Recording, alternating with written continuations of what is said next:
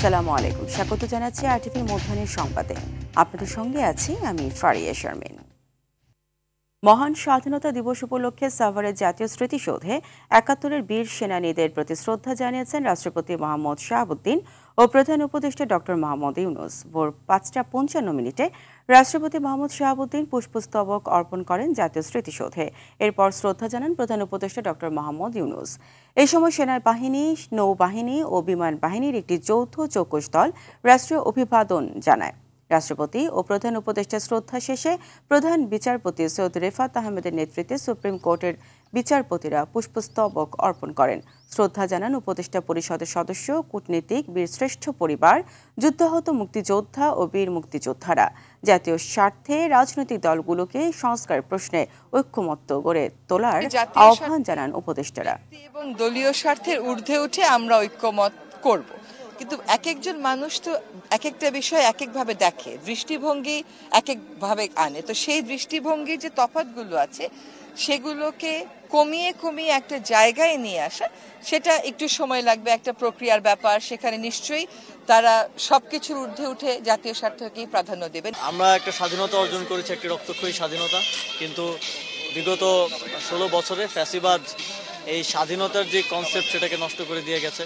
আমরা মনে করি যে দেশের প্রত্যেকটা নাগরিক যতক্ষণ পর্যন্ত না মনে করবে তিনি স্বাধীন, তার বাক স্বাধীনতা আছে, তার ফ্রিডম অফ এক্সপ্রেশন আছে, ততক্ষণ পর্যন্ত আসলে ভূখণ্ড স্বাধীন হয়ে কোনো লাভ নেই। আমরা মনে করি 24 সেই স্বাধীনতাকে রক্ষা করেছে। মহান স্বাধীনতা জাতীয় দিবস উপলক্ষে মুক্তিযুদ্ধে শহীদ বীর পুলিশ সদস্যদের প্রতি গভীর শ্রদ্ধা নিবেদন করেন স্বরাষ্ট্র উপদেষ্টা অবসরপ্রাপ্ত লেফটেন্যান্ট জেনারেল মোহাম্মদ জাহাঙ্গীর আলম চৌধুরী, প্রধান উপদেষ্টার বিশেষ সহকারী মোহাম্মদ খোদা বক্স চৌধুরী এবং আইজিপি বাহারুল আলম। সকালে রাজধানীর রাজারবাগ পুলিশ লাইন্সে পুলিশ স্মৃতিসৌধে প্রথমে স্বরাষ্ট্র উপদেষ্টা এবং প্রধান উপদেষ্টার বিশেষ সহকারী ফুল দিয়ে শ্রদ্ধা নিবেদন করেন। এই সময় সুসজ্জিত পুলিশ দল গার্ড অফ অনার প্রদান করা হয়। পরে আইজিপি পুষ্পস্তবক অর্পণ করে বীর পুলিশ সদস্যদের প্রতি শ্রদ্ধা জানান।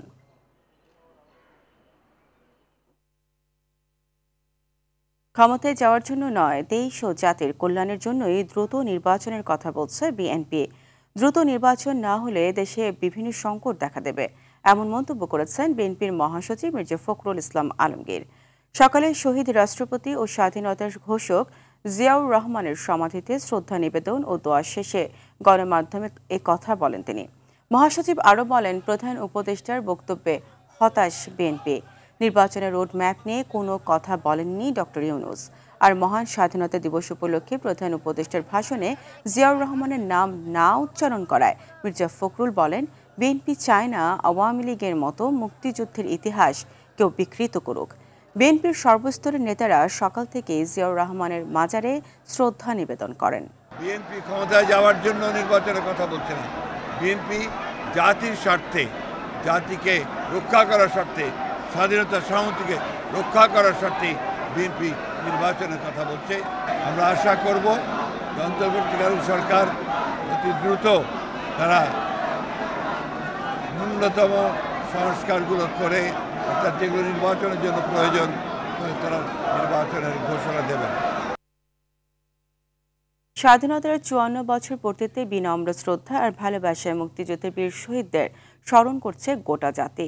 রাষ্ট্রপতি ও প্রধান উপদেষ্টা শ্রদ্ধা নিবেদন শেষে বিভিন্ন রাজনৈতিক দলের পক্ষ থেকে শ্রদ্ধা জানানো হয় বীর শহীদদের। বিএনপি, এনসিপি, এবি পার্টি, জাকের পার্টির পক্ষে শ্রদ্ধা জানান নেতারা। এ সময় বিএনপির স্থায়ী কমিটির সদস্য মির্জা আব্বাস বলেন, দেশে দ্বিতীয় স্বাধীনতা বলে কিছু নেই। যারা এসব কথা বলেন তারা 1971-এর 26 মার্চকে ছোট করতে চান। তিনি বলেন, 24-এর গণ অভ্যুত্থানে যে জাতীয় ঐক্য সৃষ্টি হয়েছিল তাতে কোনো ফাটল ধরেনি। আর জাতীয় নাগরিক পার্টির আহ্বায়ক নাহিদ ইসলাম বলেন, সংস্কার ও বিচার ছাড়া কোনো দলকে ক্ষমতায় বসানোর চেষ্টা করলে জনগণ মেনে নেবে না। 71-এর স্বাধীনতা ও 24-এর স্বাধীনতা পরস্পর বিরোধী নয় বলেও উল্লেখ করেন নাহিদ। মতাদর্শ আছে, যার যার মতাদর্শ থেকে তারা মানে একটা কথাবার্তা বলে যাচ্ছে, এটা অনৈক্য আমি বলবো না। তবে যদি অনেক কেউ বলে, এটাকে আমি এমন করে বলবো যে এমন সময় যদি কখনো আসে জাতীয় বৃহত্তর ঐক্যের প্রয়োজন পড়বে, দেশের স্বাধীনতা সার্বভৌমত্বের জন্য ঐক্যের প্রয়োজন পড়বে, তখন কিন্তু আমরা সবাই এক হয়ে যাবে। এখানে কোনো ভুল নাই। আমাদের যাতে আর রক্ত দিতে না হয় জনগণের, এমনটাই আমাদের প্রত্যাশা। আজকের দিনে আমরা যে গণতন্ত্র, মানবিক মর্যাদা, সামাজিক ন্যায়ের জন্য লড়াই করেছি যুগ যুগ ধরে, এবং 2024 সালেও আমাদেরকে ফ্যাসিবাদ বিরোধী আন্দোলনে লড়াই করতে হয়েছে, গণঅভ্যুত্থান করতে হয়েছে। আমরা চাই একটি গণতান্ত্রিক রাষ্ট্র ব্যবস্থা বিনির্মাণের মাধ্যমে এবং আমাদের যে শাসন কাঠামো, আমাদের যে গণতান্ত্রিক প্রতিষ্ঠানগুলো, সেগুলো আবার সংস্কারের মাধ্যমে পুনর্গঠন করে একটি গণতান্ত্রিক রাষ্ট্র তৈরি করতে। মহান স্বাধীনতা ও জাতীয় দিবস উপলক্ষে সাভারের জাতীয় স্মৃতিসৌধে ফুলেল শ্রদ্ধায় জাতির বীর সন্তানদের স্মরণ করছেন সর্বস্তরের মানুষ। ভোর থেকে ফুল হাতে স্মৃতিসৌধ প্রাঙ্গণে আসেন হাজারো মানুষ। বিভিন্ন সংগঠন ও স্কুল কলেজের শিক্ষার্থীরা হাতে ফুল, ব্যানার ও ফেস্টুন নিয়ে স্মৃতিসৌধ প্রাঙ্গণে শ্রদ্ধা জানান। এ সময় তারা বলেন, স্বাধীনতার মূল লক্ষ্য বাস্তবায়নে সবাইকে ঐক্যবদ্ধ থাকতে হবে। জুলাই আগস্টের গণ অভ্যুত্থানের চেতনায় নতুন বাংলাদেশ গঠনের কথাও বলেন তারা। বলতে শিক্ষণীয় সকল রাজনৈতিক দলের যারা ক্লিন ইমেজ তাকে নিয়ে সকল রাজনৈতিক দলের মাধ্যমে একটা জাতীয় নির্বাচন হোক, এবং জাতীয় নির্বাচন ছাড়া এদেশের সঠিক শান্তি, সুখ শান্তি আসবে না। রাজনৈতিক দলগুলিকে সত্যিকার অর্থেই যার যার অবস্থান থেকে ঐক্যবদ্ধ প্রয়াস চালাতে হবে, এবং সামগ্রিকভাবে জাতীয় ঐক্য এখনো বড় অপরিহার্য। দলীয়ভাবে ব্যবহার করে আসলে মুক্তিযোদ্ধার ভাবমূর্তির সম্মানকে অক্ষুণ্ণ রাখার সুযোগ দেয় নাই, তারা এই সম্মানটাকে নষ্ট করেছে। তো আমরা মনে করি যে আসলে রাজনৈতিক দলগুলির অবশ্যই ঐক্যমতে পৌঁছানো উচিত। যথাযোগ্য মর্যাদায় দেশজুড়ে পালিত হচ্ছে মহান স্বাধীনতা ও জাতীয় দিবস। খুলনায় দিবসের প্রথম প্রহরে গল্লামারী বৌদ্ধভূমিতে শহীদদের প্রতি শ্রদ্ধা নিবেদন করা হয়। বরিশালে সূর্যোদয়ের সঙ্গে সঙ্গে শহীদ মুক্তিযোদ্ধা স্মৃতিফলকে পুষ্পস্তবক অর্পণ করে শহীদদের প্রতি শ্রদ্ধা জানানো হয়। পরে বেলস পার্ক মাঠে কুচকাওয়াজ অনুষ্ঠিত হয়। চট্টগ্রামেও শহীদ বেদিতে শ্রদ্ধা জানায় রাজনৈতিক নেতা সহ সর্বস্তরের মানুষ। ময়মনসিংহে 31 বার তোপধ্বনির মধ্য দিয়ে মহান স্বাধীনতা দিবসের আনুষ্ঠানিকতা শুরু হয়। দিনাজপুরের হিলিতে 31 বার তোপধ্বনির মাধ্যমে দিবসটির সূচনা করা হয়। এই সময় শ্রদ্ধা নিবেদন শেষে শহীদদের রুহের মাগফিরাত কামনা করে বিশেষ মোনাজাত করা হয়। নানা আয়োজনে শহীদদের স্মরণ করা হয় নরসিংদী, সিরাজগঞ্জ, শরীয়তপুর, ঝিনাইদহ, জয়পুরহাট, নড়াইল, মেহেরপুর, মাগুরায়। সূর্যোদয়ের সঙ্গে সঙ্গে নওগাঁয় শহীদ মুক্তিযোদ্ধা স্মৃতিস্তম্ভে পুষ্পস্তবক অর্পণ করা হয়। স্বাধীনতা দিবস উপলক্ষে বরিশালে সাধারণ মানুষের জন্য নৌবাহিনীর যুদ্ধজাহাজ উন্মুক্ত করা হয়েছে। এ বিষয়ে বিস্তারিত জানাতে সেখান থেকে সরাসরি যুক্ত হচ্ছেন সহকর্মী আরিফুল ইসলাম। আরিফ, যুদ্ধজাহাজটির বিষয়ে কি তথ্য আছে? এছাড়া সবার জন্য উন্মুক্ত করার কারণটা কি জানাবেন?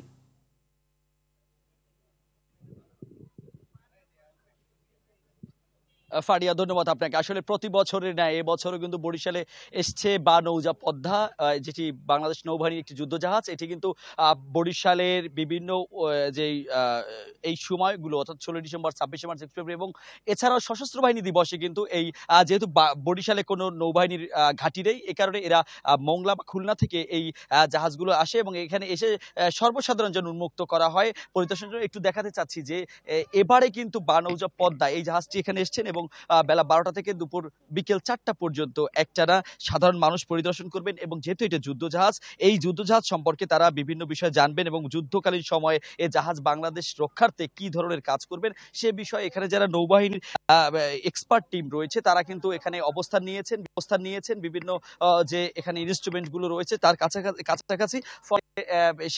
সেগুলো যখন কোনো স্টুডেন্ট মানে শিক্ষার্থীরা কিংবা সাধারণ মানুষ যখন জানার চেষ্টা করে তখন তাদেরকে সেগুলো সম্পর্কে বুঝিয়ে দেওয়া হয়। একটু দেখাতে চাচ্ছি যে এখানে কিন্তু ধারণা দেওয়া হচ্ছে প্রাথমিকভাবে যে আসলে কিভাবে এই যে মোটর সেলটা এটা কি কাজ, এই কাজটা সম্পর্কে কিন্তু এখানে ধারণা দেওয়া হচ্ছে। এবং এই যে যুদ্ধ জাহাজটি এটি কিন্তু গতকালকে এসছে এবং তারা এসে আজকে এই সর্বসাধারণের জন্য প্রস্তুত নিয়েছে বরিশাল BIWT এর যেই এখানে তারা অবস্থান নিয়েছে। তো প্রতিবার এখানে এই যে অবস্থান এবং সাধারণ মানুষের জেনে উপকৃত হয়, এটি কিন্তু শুধুমাত্র এই বিশেষ দিন ছাড়া আসে না, তারা বিশেষ দিনগুলোতে যে আসে এগুলো কিন্তু একটি রাষ্ট্রীয় কর্মসূচির মধ্যে রয়েছে। আমরা বরিশাল জেলা প্রশাসনের পক্ষ থেকে সকাল থেকেই যেই প্রোগ্রামগুলো হচ্ছে, অনুষ্ঠানমালাগুলো হচ্ছে, সেই অনুষ্ঠানমালার কিন্তু একটি এই অংশ বিশেষ এটি। এর আগে আপনাদেরকে জানিয়েছিলাম যে বেলা 12টা থেকে যেহেতু শুরু হয়েছে রমজান মাস, এর আগে কিন্তু 2টো থেকে 4টা পর্যন্ত চলতো। তো ফারিয়া, একটু আপনাকে বলতে চাই যে বরিশাল যেহেতু কোনো বরিশালের শিক্ষার্থী এবং সাধারণ মানুষের অনেক জ্ঞানের বিকশিত করছে। আরিফ, আপনাকে ধন্যবাদ। বাংলাদেশের মহান স্বাধীনতা ও জাতীয় দিবসে বাংলাদেশকে অভিনন্দন জানিয়েছে যুক্তরাষ্ট্র। যুক্তরাষ্ট্রের পক্ষ থেকে বাংলাদেশের জনগণকে অভিনন্দন জানান মার্কিন পররাষ্ট্রমন্ত্রী মার্কো রুবিও। এ সময় উজ্জ্বল ও গণতান্ত্রিক ভবিষ্যতের দিকে যাত্রায় বাংলাদেশকে সমর্থনের কথা জানান তিনি। বলেন, ইন্দো প্রশান্ত মহাসাগরীয় অঞ্চলে অর্থনৈতিক উন্নয়ন এবং আঞ্চলিক নিরাপত্তার উন্নয়নে অংশীদারিত্ব অব্যাহত রাখতে প্রস্তুত রয়েছে যুক্তরাষ্ট্র। মার্কিন পররাষ্ট্র দপ্তরের ওয়েবসাইটে প্রকাশিত এক প্রেস বিজ্ঞপ্তিতে এসব কথা বলেন পররাষ্ট্রমন্ত্রী মার্কো রুবিও। অন্তর্বর্তী সরকারের প্রধান উপদেষ্টা অধ্যাপক ডক্টর মোহাম্মদ ইউনূস দ্বিপক্ষীয় সফরে আজ বিকেলে বেইজিং যাচ্ছেন। প্রধান উপদেষ্টা হওয়ার পর এটি তার প্রথম চীন সফর। এ সফরে দুই দেশের মধ্যে বেশ কয়েকটি চুক্তি ও সমঝোতা স্মারক সই হতে পারে। চীনের হাইনান প্রদেশে অনুষ্ঠেয় বোয়ো ফোরাম ফর এশিয়া সম্মেলনে যোগ দেবেন প্রধান উপদেষ্টা ও বেইজিংয়ে চীনের প্রেসিডেন্টের সঙ্গে বৈঠক অনুষ্ঠিত হবে। ২৭ মার্চ বোয়ো সম্মেলনের প্ল্যানারি সেশনে বক্তব্য রাখবেন তিনি। ২৮ মার্চ বেইজিংয়ের গ্রেট অল অফ দ্য পিপলে চীনের প্রেসিডেন্ট শি জিনপিংয়ের সঙ্গে বৈঠকে বসবেন ডক্টর ইউনূস। সেখানে দুই দেশের দ্বিপক্ষীয় নানা ইস্যু ও সহযোগিতা আলোচনা হবে। ২৯ মার্চ পিকিং ইউনিভার্সিটি তাকে সম্মাননাসূচক ডক্টরেট ডিগ্রি প্রদান করবেন।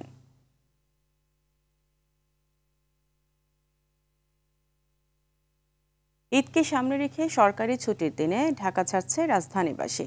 সকাল থেকে বাস স্ট্যান্ড ও রেল স্টেশনগুলোতে দেখা গেছে যাত্রীদের চাপ।